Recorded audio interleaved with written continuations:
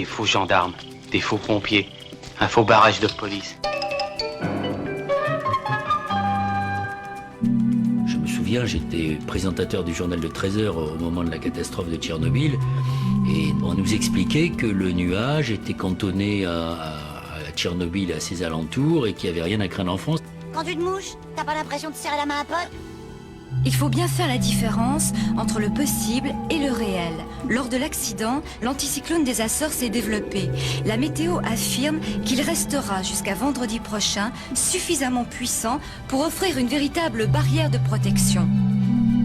Les cons, ça ose tout. C'est même à ça qu'on les reconnaît. On a même ensuite raconté qu'il s'était arrêté à la frontière franco-allemande. Un bobard qui restera dans l'histoire. C'est une blague ? Les gens disaient souvent, mais si c'était dangereux, on nous l'aurait dit. La connerie à ce point-là, moi, je dis que ça devient gênant. Partout en Europe, c'est l'alerte. Partout, sauf en France. Tu vois pas que c'est pas vrai? Pile poil là, il y avait de la radioactivité, là, il y en avait plus. Je pense que quand on mettra les cons sur orbite, t'as pas fini de tourner. C'est la limite entre la France et l'Allemagne, c'est l'endroit exact où le nuage de Tchernobyl s'est arrêté. Où avez-vous appris à dire autant de conneries? 2 ans de télé. Est-ce qu'on a constaté quelque chose au-dessus de la France? Non, parce que les vents ne vont pas dans cette direction-là. Les vents tournent dans le sens inverse des lignes du monde. Il n'y a pas lieu du tout de s'inquiéter. C'est sans aucun danger pour la santé publique. Ça ne menace personne actuellement. Alors, je suis un enculé ou je suis pas un enculé? Sauf peut-être dans le voisinage immédiat de l'usine. Et encore, c'est surtout dans l'usine que je pense que les Russes ont admis qu'il y avait des personnes lésées. Ah, dit comme ça, non.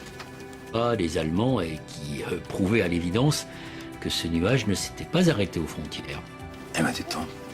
À Copenhague, il y a une véritable ruée dans les pharmacies où l'on vient se procurer des tablettes d'iode pour se protéger des retombées radioactives. Ça va au-delà de l'inquiétude. On peut demander une menace. Là, voilà, on peut demander au docteur Pellerin, oui. Je suis un enculé. Je viens d'apprendre ce que vous nous dites sur le comportement des Scandinaves. On a fait tellement de catastrophisme sur le plan du nucléaire qu'on risque de déclencher des paniques. Alors je voudrais bien dire ici clairement, puisqu'on parle de réflexe, si je te mettais mon poing dans la gueule, que même pour les Scandinaves, la santé n'est absolument pas menacée. C'est un fait. J'ai déjà vu des faux culs, mais vous êtes une synthèse. C'est là qu'il nous a révélé que le nuage avait bien traversé la France, qu'il y avait des taux de radioactivité 400 fois supérieurs à la normale. Oh putain, l'enculé! Ce qui se passait à Tchernobyl, ça pouvait remettre en question le programme nucléaire français. Eh ben, c'est dangereux et cette contamination risque de vous provoquer des cancers latéraux dans les années qui viennent. Donc on me disait, mais c'est pas vrai du tout, etc. Qu'est-ce qu'il y a eu? Il y a eu explosion de cancers latéraux. Faut mettre l'adjectif à la fin, pas au début. Grâce. Si je vous dis con vous avez l'air, c'est pas français. C'est juste, mais c'est pas français. Des faux gendarmes, des faux pompiers, un faux barrage de police.